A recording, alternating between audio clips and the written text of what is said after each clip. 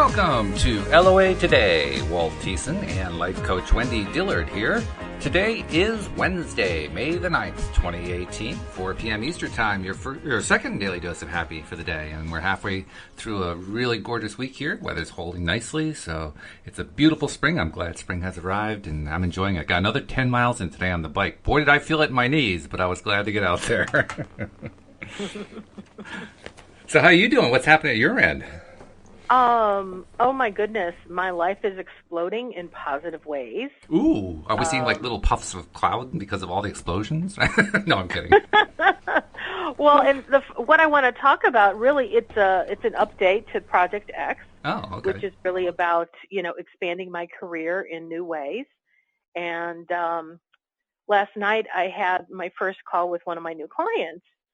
And it was interesting how when we'd set up the call probably 5-6 days ago, we were kind of talking through her schedule, and she said, well, how about 4 or 4:30? I'll be in the car then, so that'll be a good time to talk. And I kind of got this intuitive hit that it's better for her to be in a place that's quiet. And I said, well, can we wait until you're home, just in case we need to do some deep work where I need you to close your eyes, because obviously you don't want to do that while you're driving. She went, oh, okay, perfect. So, we scheduled it for a time when she was home, and our session started off, and, I was kind of setting some framework, and she was telling me, kind of what she's wanting to work on. And after about 40 minutes, I sensed we were now in the deep stuff. And I said to her, okay, close your eyes, take some deep breaths. And I took her through some stuff. And by the time it was done, we had done what I have called in previous shows a quantum leap. Really? Big, huge quantum leap, which is the thing I love to do more than anything else. You have said that many times, yes.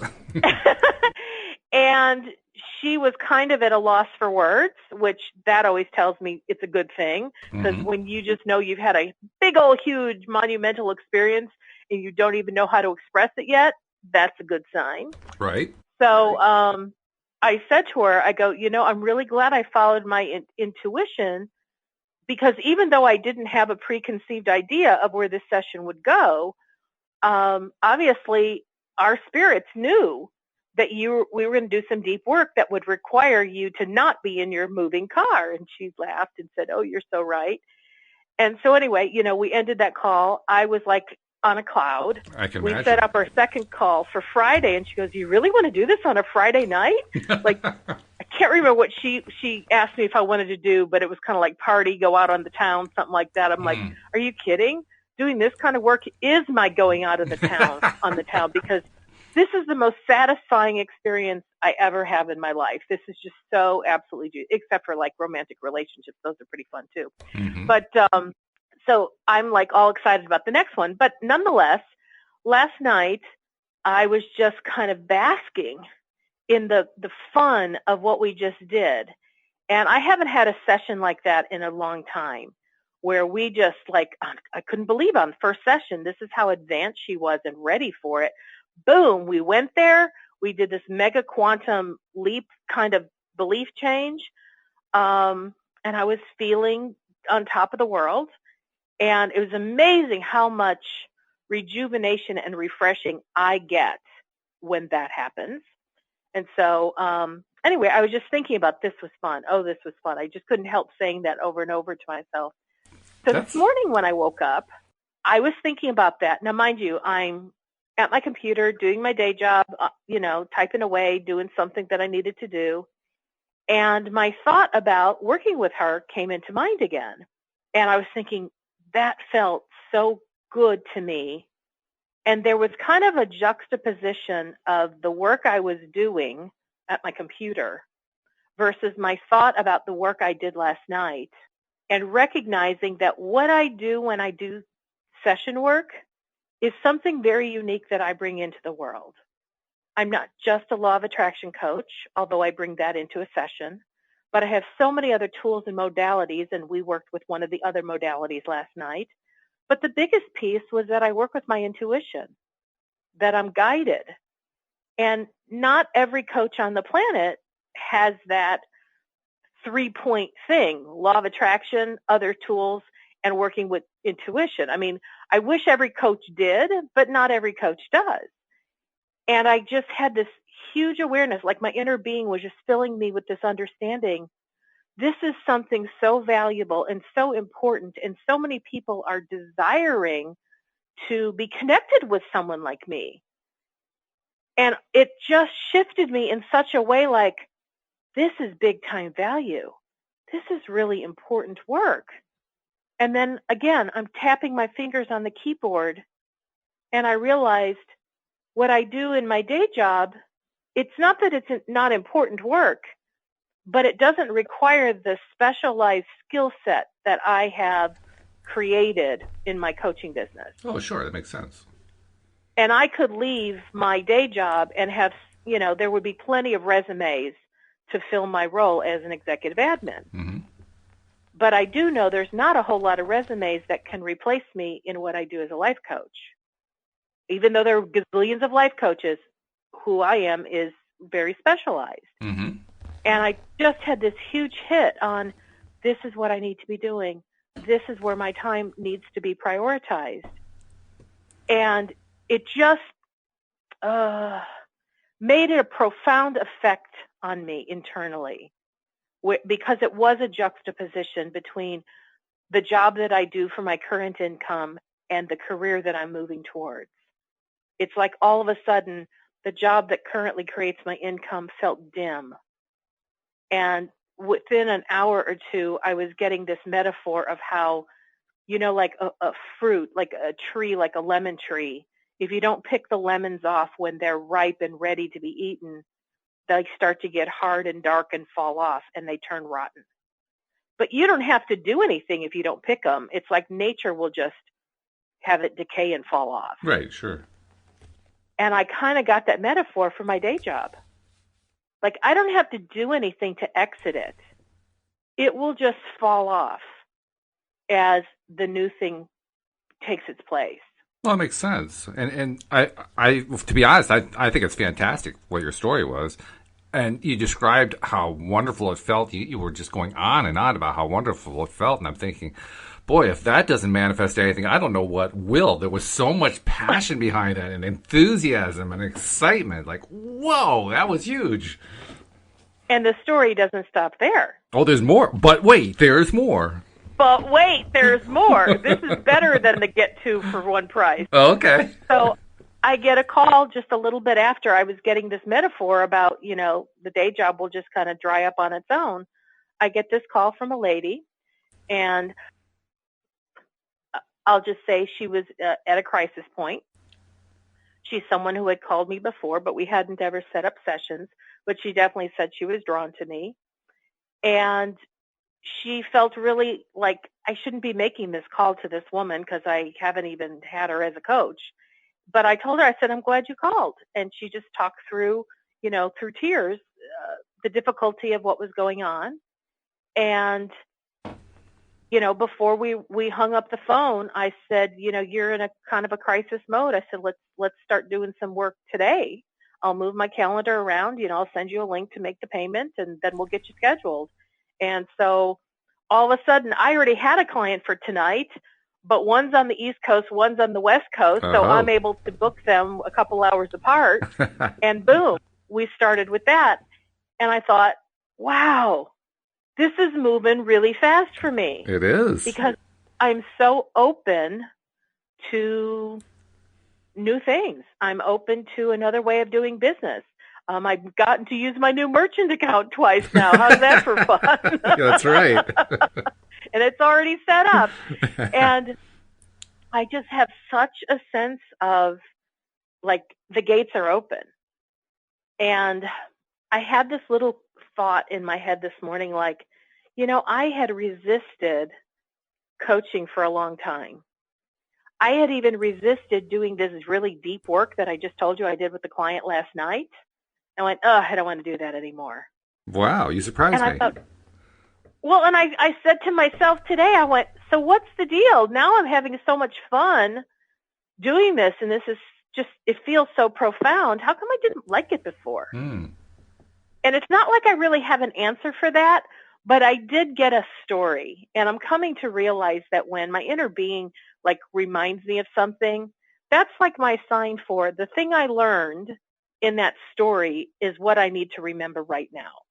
That's a nice way to get And messages, by the way, through a story, because stories are easy to buy into and they're easy to get in, to understand what's going on and explore and so forth. So I think that's wonderful you're getting it through stories. well, and if you recall from one of the stories I've told about my career as a costume designer, that actually started because I was trying to get a job at a bank, and that was where the bank people were like, no way, Jose, you don't have the credentials, even though I went to 2 interviews saying, yes, we love you. And that was a door that got slammed shut, and I couldn't go into banking like I wanted. And the one skill that I knew I had available was my sewing talents and my pattern making abilities. But I didn't want to use them for income because that was my personal fun hobby. But yet I was up against the wall. I needed to create income, and it had to happen fast. And so I let my guard down. I said, all right, damn it. If I have to make income through my sewing skills, all right, I'm willing to do it. Back in the day, went through the yellow pages, called all these different places that could use sewing skills, got hired on the phone, and was asked to start the next day. They never saw my resume. They never saw a sample of my work. And boom, I start working at a costume shop. And then a couple years later, one of the customers that had been working with me at that shop for a long time asked me to come and do freelance work for them, which paid a whole lot more. And that was the beginning of my costume career, where that was the most fun and fulfilling career I could have ever asked for. And the truth is, I didn't specifically even ask for it, but yet it met all of the criteria of what I truly desired in a career. So it's like law of attraction totally knew how to fulfill my desire for making work play, allowing me to have a personal life as well as a work life be totally integrated, where there was never like you work 8 to 5 and then you are off and you do have your personal life until you go back to work the next day. I like the idea of having them just kind of be integrated. And that's what my costume career was for me. And so what I'm feeling now, because that was the story I got, and that was the reminder that like my inner being and the universe, they know how to conspire on my behalf in a way that I can't even imagine, that will totally fulfill me and excite me. And so even though at one time I was like, no way, I am not using my sewing skills, and yet it turned out to be a great career, I was like, no way, I don't want to do coaching. I don't want to do this kind of deep work. And here it is turning around for me. And so I'm chuckling to myself and laughing at the things that I draw a line in the sand where I say, no, spirit, I will not go there. What I do is literally delay the satisfaction of what I truly desire when I draw a line in the sand. Yeah, how interesting. In both cases, you were actually drawing a line that said, I don't really want to do something that's my fun thing because I'm afraid it's going to somehow get corrupted, or I don't know what it was, but something along that line. And once you let that down, boom, all of a sudden stuff starts to happen. That's really fascinating. I know. So what I can tell you today is, when I look at the evidence of what's occurring in my life, I have to say, okay, this must be the direction because it's fun. I'm refreshed when I do it. I feel totally satisfied. I know that I've been able to make a difference in someone else's world. And it's like, wow, this is really cool. So I guess I'm officially saying I'm putting my shingle out. I'm open for business. There we go. I'm not just a life coach. I'm a quantum leap life coach. Isn't the word transformational in there somewhere, if I remember correctly? Well, yeah, that's the other one. I'm a transformational life makeover coach. Oh, okay. I do like that, but I kind of see that kind of in another area where I'm going to be moving to also. Okay. It's not part of the same thing. But I have a feeling multiple things will overlap. But right now, it's like, I love doing this transformational work because it is so life-changing. It is a quantum leap, and I'm all about moving fast. I always have been. So it doesn't surprise me I do quantum leap work because that's all I ever wanted to do in my own life. if I'm going to do some personal development, I want to move fast. So every course I sought out to take was something that promised that you could like do work faster and quicker than traditional conventional methods. So that's what I sought out to do. And that's what I've really become quite adept at doing. And it's fun. If you want to take your quantum leap, please call now. Operators are standing by. At wendydillard.com. Absolutely. So, I mean, I'm just, I was thinking to myself the other day, so how will I know when it's time to say, okay, it's time to put in my resignation? How will I know? And what I was getting is, you'll know. Yeah, I don't think there's not going to be any doubt. You'll know for sure. It's going to be really clear. And so I was thinking, okay, between two of my clients, I think I'll have 3 sessions this week. Well, now I've just added another client, and I know we'll do 2 sessions this week. So I'm like, that'll be 5.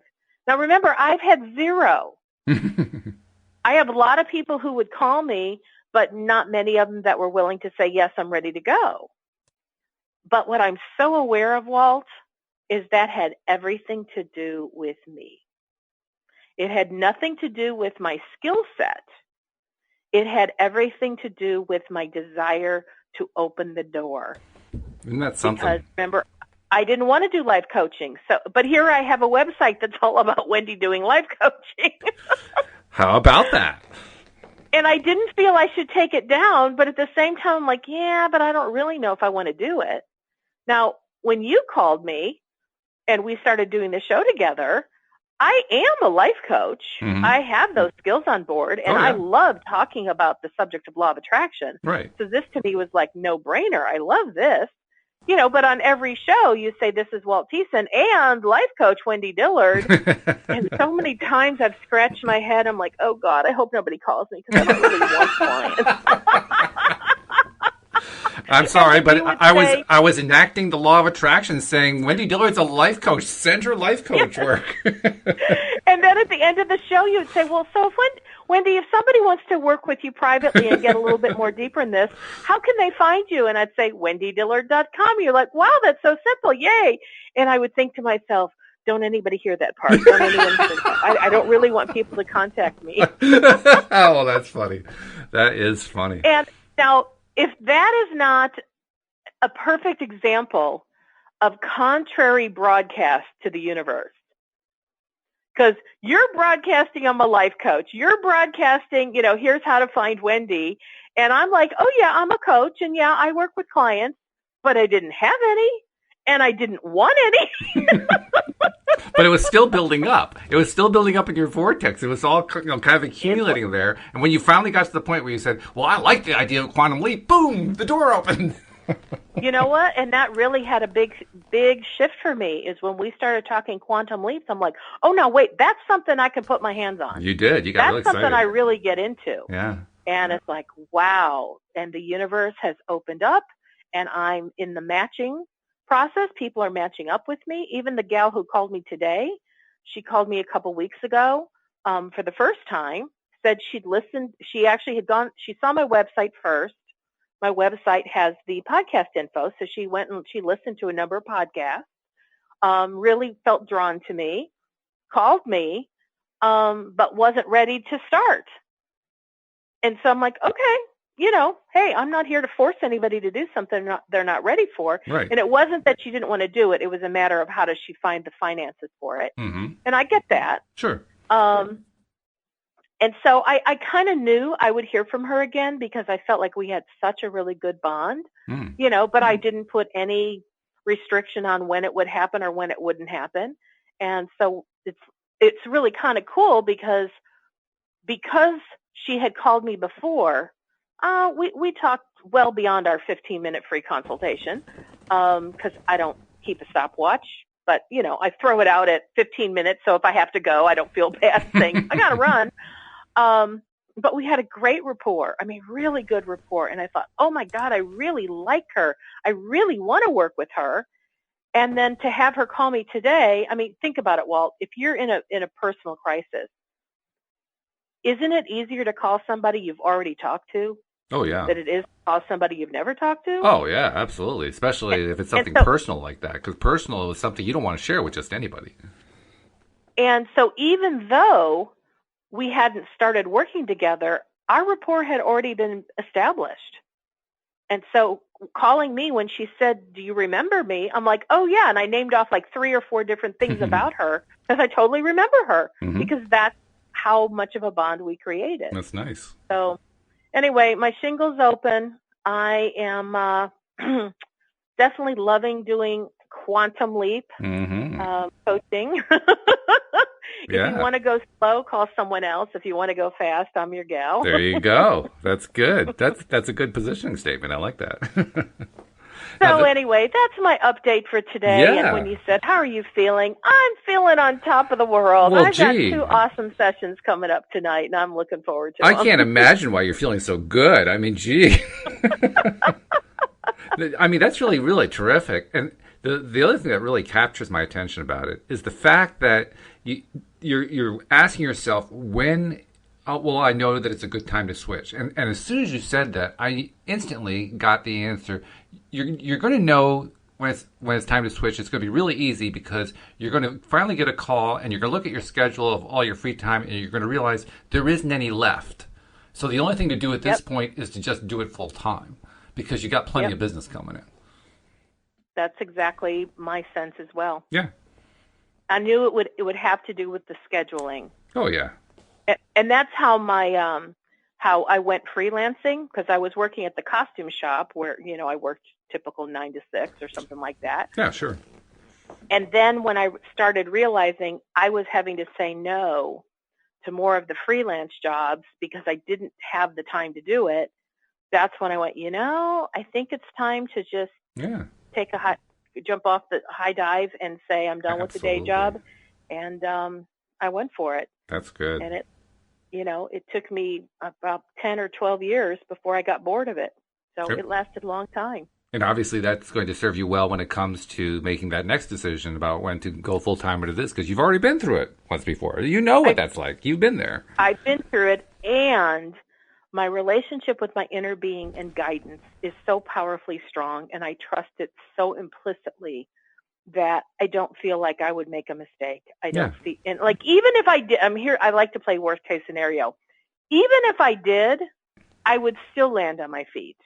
Oh, yeah. Because I know law of attraction. I know how it works. I get it. I've practiced so many elements of it that I can turn on a dime when necessary. I don't really think there's open to guidance. I don't think there's any downside to this at all. I really don't. I don't think there's any at all. I think it's all upside. Yay! That's how I feel too. So Good. Today is a banner winning day. Fantastic. And just a point I want to make that I thought was just kind of interesting to note in the world of law of attraction, as whether it's me or you or our listeners, oftentimes we're looking for a sign. Like, how do we know when? But Les, I will tell you that just because I connected with the client that I had last night, like 5 days ago, didn't mean I knew that, oh, yes, this is moving in the right. I mean, I knew it was a positive step in the right direction because I had a new client. Sure. But the thing that was unique is it was having the session with her last night that allowed me to have an experience that felt so fabulous to me that what it meant to me was like the next piece of information along my trail or along my path. Sure. So like I had said, I'm typing at my keyboard doing the day job, but I'm really thinking about and basking and milking the pleasure of knowing that I made a difference that not anybody can do. That's nice. I mean, not just any therapist can do it either. I know, I've been to many therapists and they've never done this level of work with me. And so knowing that this was a special, unique skill set that I've created, that I do in integration with my inner being and with all intuitive guidance, I recognized a value that really blew me away. But I couldn't have known that from an experiential perspective unless or until I had done that session with her. Mm-hmm. Sure. So it was the taking the action, the doing the session that actually produced the results that gave me the data of the next thing to focus on. Mm-hmm. Because I started focusing on, wow, this is where my value lies. This is where my value lies. And then boom, I had this other client call me today, and boom, we're starting with that one already tonight. And that to me was just like, wow, I get it. And in the past, sometimes I would wait. Like, well, I don't know if I want to pull the trigger on this because what if? And I had all the what ifs. But this one, I pulled the trigger, and I really didn't even get the guidance or the insight that was necessary for the next thing to take me along this path until I took the action. Which is very cool. And that's the point up. That's what I'm wanting to point out.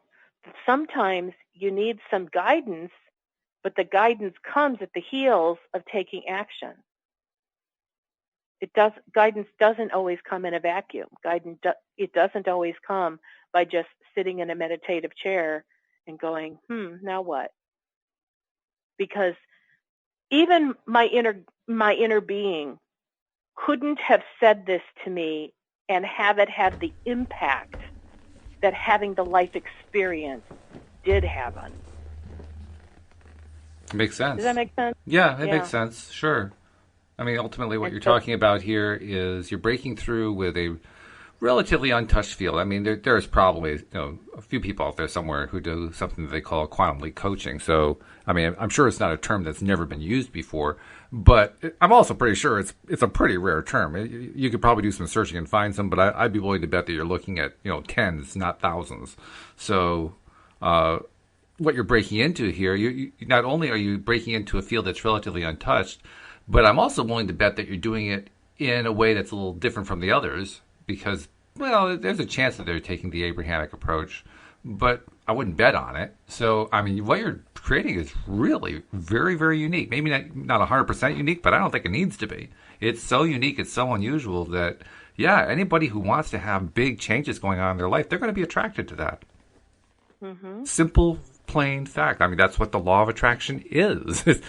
Law of attraction. That which is like unto itself is drawn. I mean, that's what you're doing. You are putting out there, I will help people make quantum leaps. People who want to make quantum leaps are going to find you. It's going to be that simple. And I know they'll find me. Oh, yeah. Because the typical business model is if you put yourself in business, you go out and you find your customers. Yes. But I've known this for a couple weeks, for me to change that model, my customers will find me because they are coming in response to asking for something. They're looking for something in their life, and I'm the solution. Instead of me thinking, okay, I'm the solution, now let me go find the people with the problems. Yeah, that's not the right way around. Especially when you have something as powerful as the law of attraction working on your side, you might as well use it as your main marketing vehicle. I mean, come on. and that's kind of my point. Yeah. Which is, I'm happy to market. If I feel led to pay for advertising, I'll go that direction, but I got to be led to do so. Mm-hmm. I'm not going to do business the conventional way. And what's interesting is, at the beginning of this year, or end of last year, another co-authored book that I was a part of was created. Mm-hmm. And the title is Creating Business Beyond This Reality.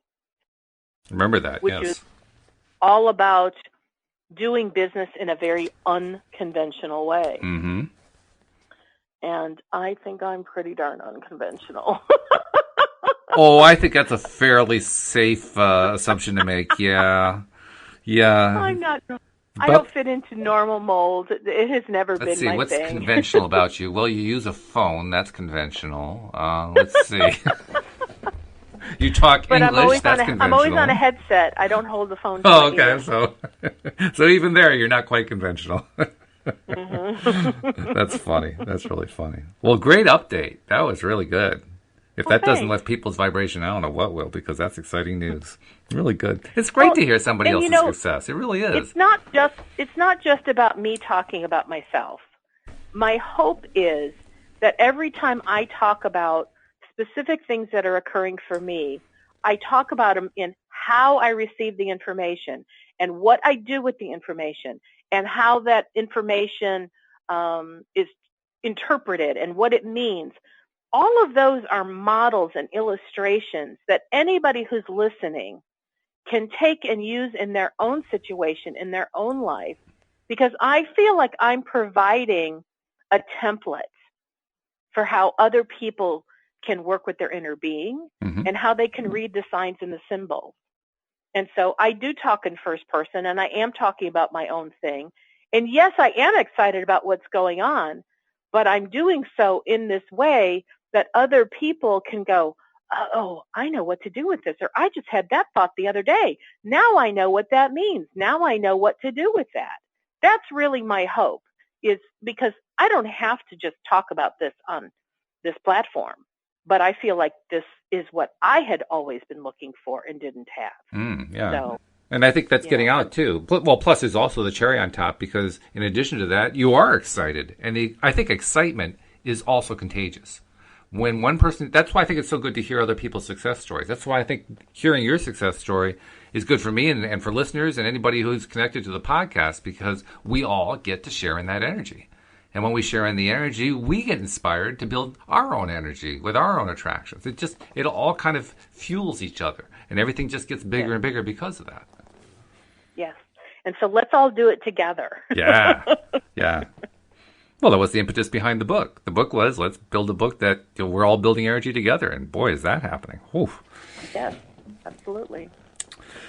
So let's see. We should probably spend a little time on the topic of the law of attraction, the basics of the teachings of Abraham, since that's what the show is about. I don't know if we should, but I would like to. Oh, okay. Well, we can do that. We are on part 3, and we are on a subsection that I commented to you before the show. It has kind of an interesting title. It says, how about when two compete for the same trophy? And I thought, trophy? And you had a perfect explanation for that. So before we even get to your explanation, let's see what they say, and then you can tell us the explanation, all right?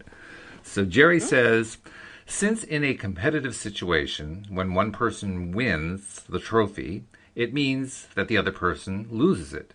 How can each person get what they want? And Abraham responds by saying, by recognizing that there are unlimited trophies. When you put yourself in a competition where there is only one trophy, you are putting yourself automatically in a situation of knowing that only one will win the trophy. The one who is clearest, the one with the strongest desire and the greatest expectancy of winning, will win it. Competition can serve you because it stimulates your desire, but it can be a disadvantage if it hampers your belief in succeeding. Find a way to have fun with the competition. Look for the advantages it brings to you, even if you do not bring home the trophy. And as you feel good, no matter what, you win what we consider to be the greatest trophy of all. You win connection. You win clarity. You win vitality. You win alignment with your inner being. And in that attitude, you will bring home more trophies. In this unlimited universe, there will be no competition. I'm sorry, let me say this again. In this unlimited universe, there need be no competition for resources, for the resources are unlimited.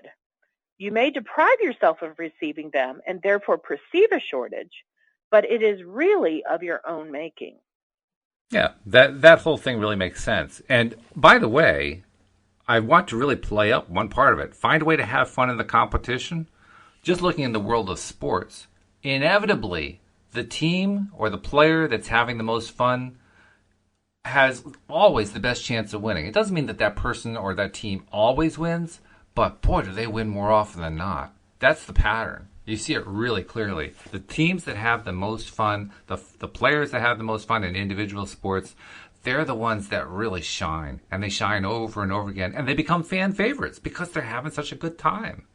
That's why they become fan favorites. It isn't because they're winners. That certainly helps.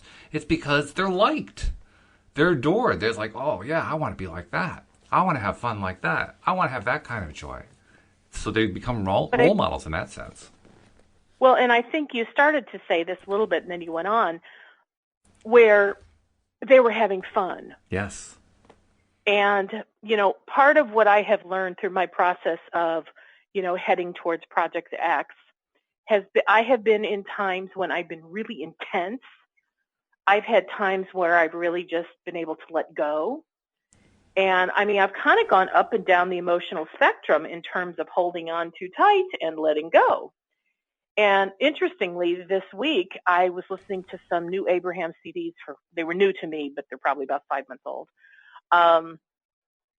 where Abraham was talking about, I may not say it right, but in my mind, it was like the light touch, the soft touch, that when you desire something, when you do it with a soft desire versus Wendy's intense, I got to have it, and this is how I'm going to make it go. When it's a light, soft touch, that indicates that there's not you're not like having a huge attachment to, you have to have this thing, and if you don't have this thing, you'll get really upset.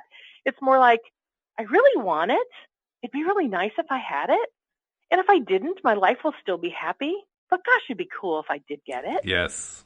That's kind of like the lighter, softer, desiring approach. Mm-hmm. And I think that fits into the area of competition, which kind of sounds weird because you think of like team players as, rugged and, going out there and putting your best foot forward. But the one that's doing it from a place of, I just really love playing this sport. If there's anything I could do in the whole wide world, this is where I'd rather be because this is really fun for me. Versus, let's say, the athlete who they've been doing it a long time, but they keep getting benched and they don't know how they're going to get out on the field and they don't want to be benched, but they keep being benched and they're trying to think through, how can I be better at what I'm doing so the coach will recognize me and put me out in the field more often. There's a lot of efforting in that. And if you have a team that has more of efforting going on because they're like, oh my gosh, there's a lot riding on this, you might have parent expectations, coach expectations, fans expectations. And if the players go into the sport with all of those expectations on their mind, that's a lot of heaviness, mm-hmm. which is a lot of resistance. Oh, yeah. But the players that go in with a kind of a freedom of, I'm doing this because I love to do it, and it's what I love, and I'm glad the fans like me, but if they didn't, oh well, it doesn't matter. I'm glad my parents are proud of me, but if they didn't, oh well, this is what I still want to do. I'm really glad that the coach really likes me and puts me out as a first-string player, but you know what? I'm doing it because this is what I love. Chances of that team winning where you have more players of that kind become like a gazillion to one. Mm-hmm. Oh, yeah. Absolutely. In fact, I live in Connecticut, so naturally I am a fan of the UConn women's basketball program, which is the most successful women's basketball program in NCAA history. And I can tell you that what you just described, that phenomenon, will tell me every year whether or not my team's going to win the national championship.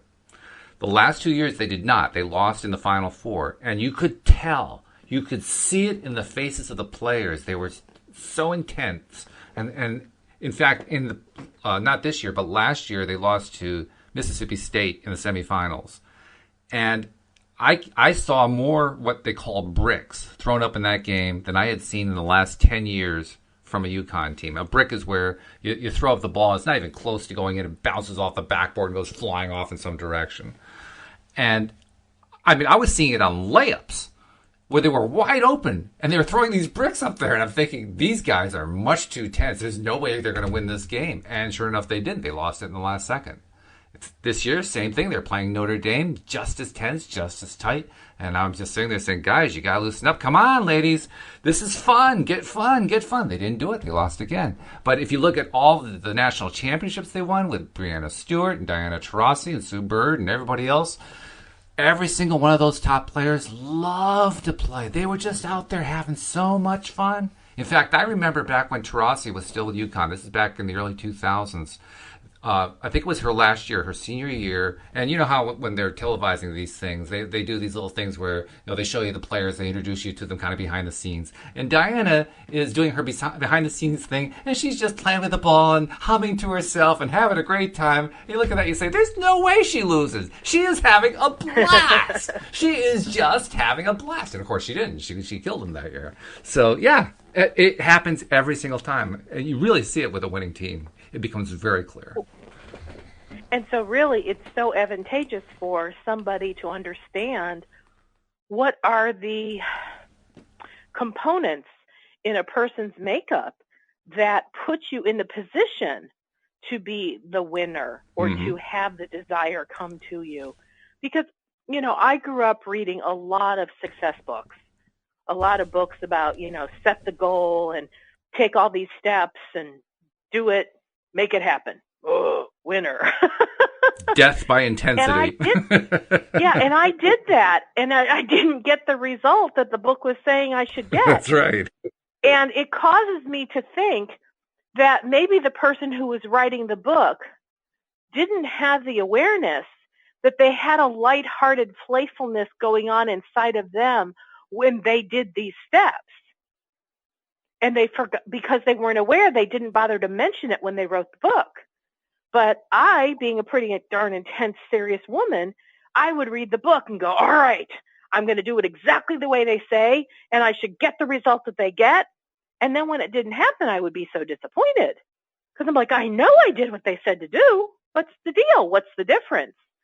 But today, I recognize there's a huge difference. Two people can follow the exact same strategy and get two completely different results because the mindset, what's going on internally for them, what they believe about winning, what they believe about taking those strategic steps makes the biggest difference in the world. And the truth is, it's not even the doing of the steps that makes the difference. It's the mindset that makes the difference. It is, 100%. And so I'm willing to say that you could have a person with a fabulous mindset that pretty much fumbles and foibles through the strategic steps and does everything the way it's not supposed to be done and could still land exactly where they want to be. Because it's, like I have determined in terms of weight loss, it's not about the food. No. It's not about the exercise. It's not about the calories in, calories out. It's not about when I eat or when I don't eat or how many hours between when I eat. It has nothing to do with any of it.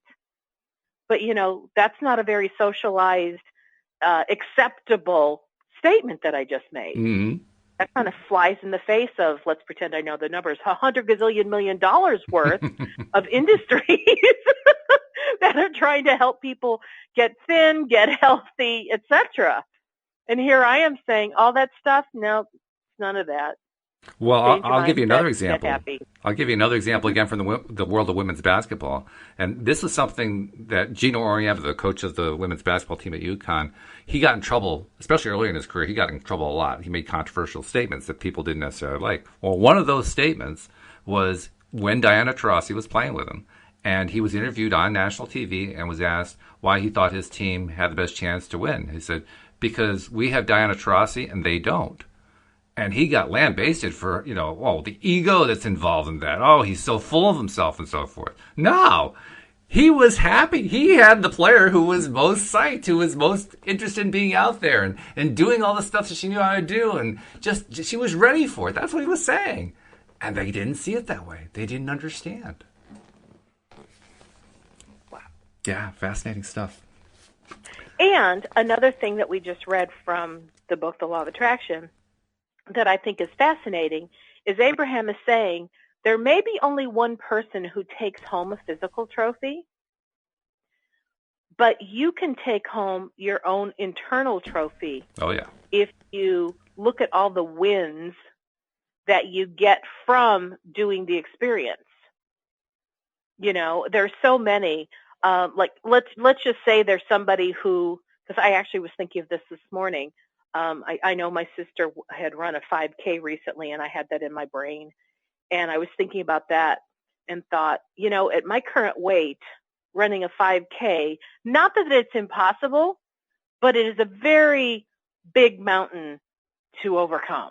Like, I have a lot of beliefs about my physical shape and my stamina and whatnot about running.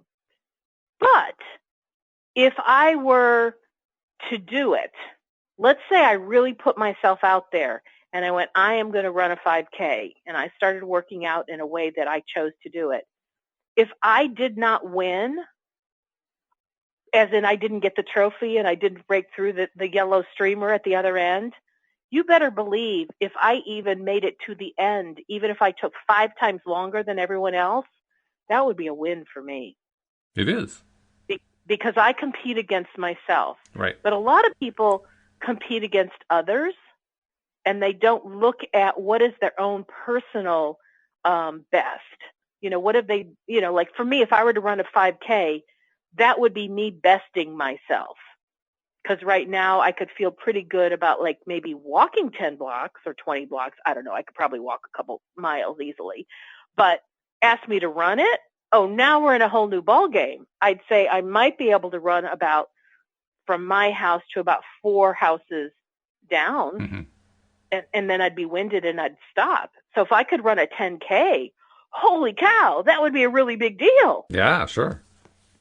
And so that to me, and I know I can even hear it in my own head from who I used to be, would say, oh, Wendy, you're just like making excuses because you didn't come home with the trophy. But you know what? That's socialized thinking. That's negative self-talk. That's all it is. That's nothing. Well, it's just, it is something to me.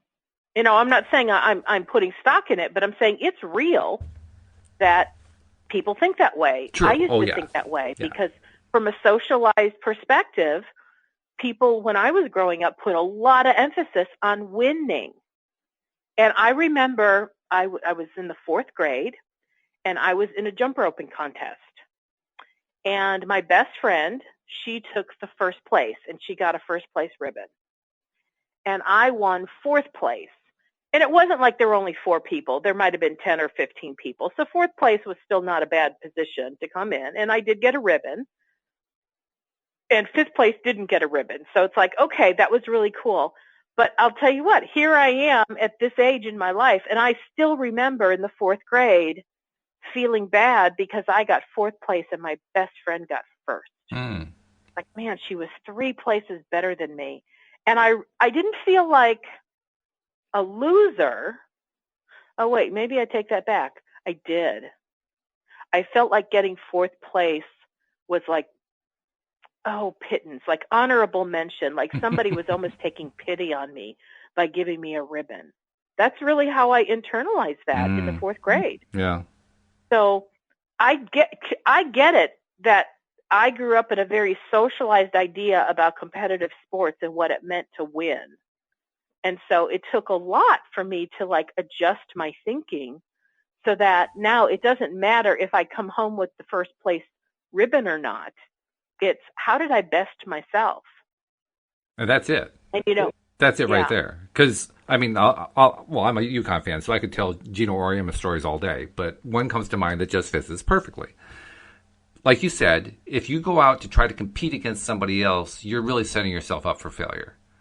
It doesn't matter how good you are either. You're still setting yourself up for failure because you're going to base your entire performance on how the other guy does. And that's not easy to win. That's pretty hard to win against.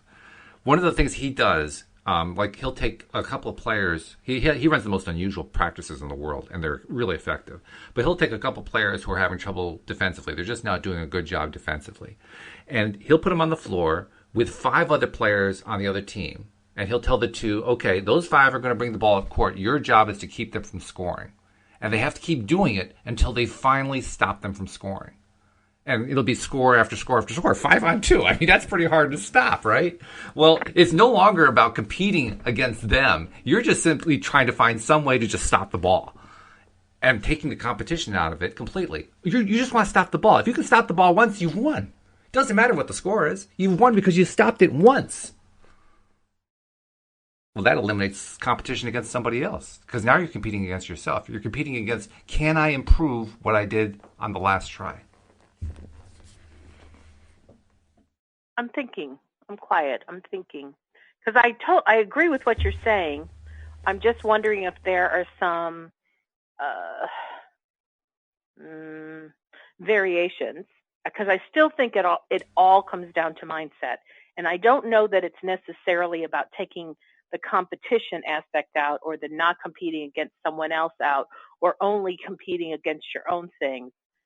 I think it could still be all sorts of variations, but it really all comes down to having that light, soft desire to be able to achieve that which you desire to achieve. Mm-hmm. If you do it without resistance, that's the piece that makes the biggest difference, is doing it without resistance. And what you just talked about, it was an awesome drill that the coach put them through so that they could start to create an autopilot rhythm of doing what they needed to do. Right.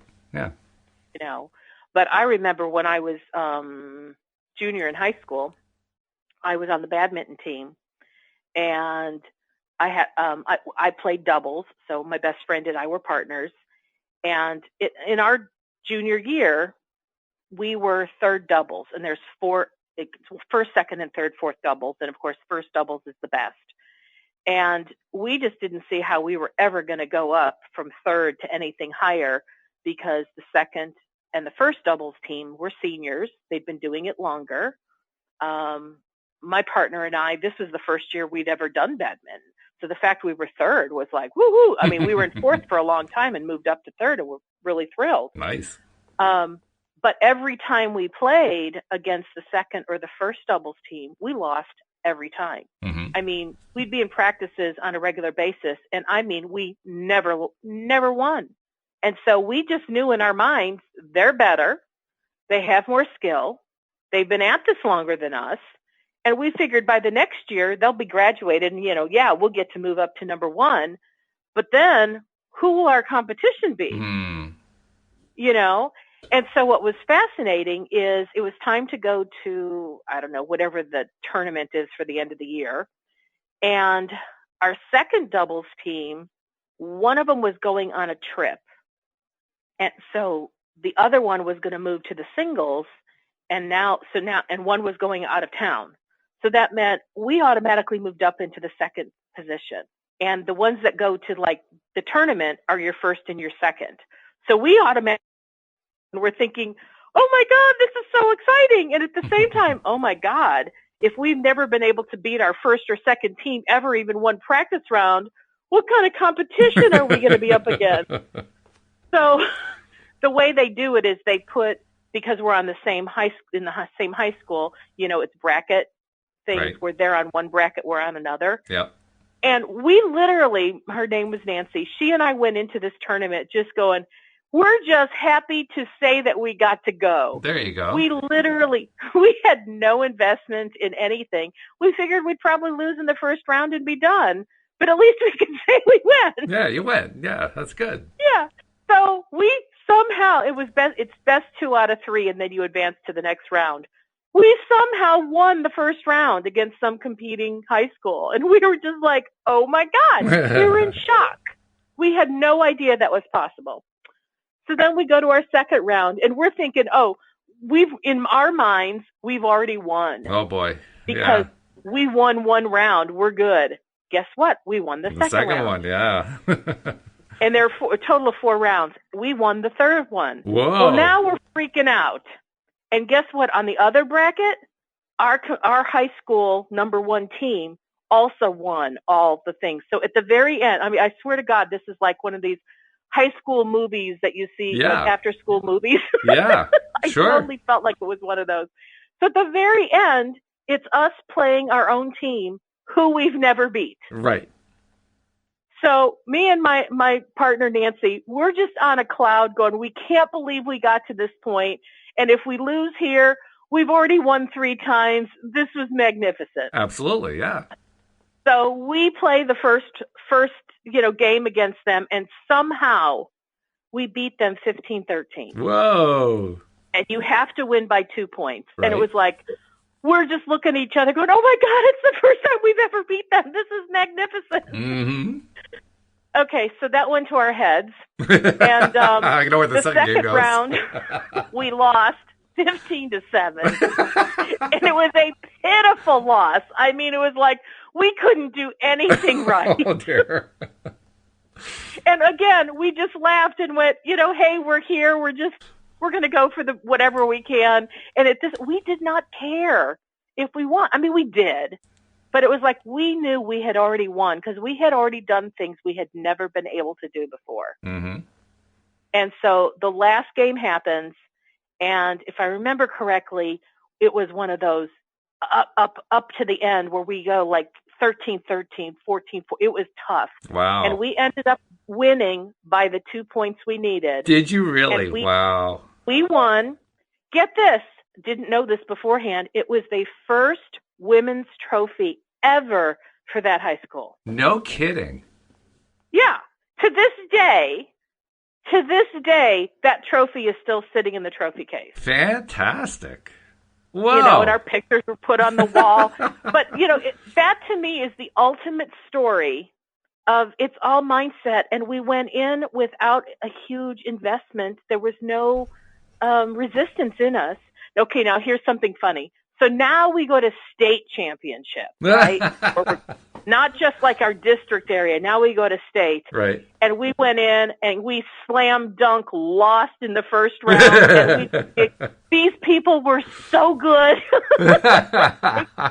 So good. It's like they saw our little shuttlecock come and slammed it to the ground, and we looked at each other like, this one doesn't look like it's going to be so easy. So we did not bring home that trophy. That's funny, though. But even that went to mindset, because even when we went into that game at the state level, I don't want to say we even went in with, well, everybody wants to win, but I don't think we even thought about winning. It's like our whole thing was we just got there. We won in our heads already. Now, and that was it. Yep. And when we saw the fierce competition, we were like, oh, we're screwed. And that's what we went into with that first match. Oh, we're screwed. These people are really good. In other words, in every case, you were right. In every case, we were right. Yep. And I will tell you, just because this is funny, our own high school team that we beat, they were very, very sore losers. Oh, really? And I can understand why, because I would imagine they went into it thinking, okay, we did all this hard work to get to the point we're going to play against our own team, who in our minds, they're third doubles. We're first doubles.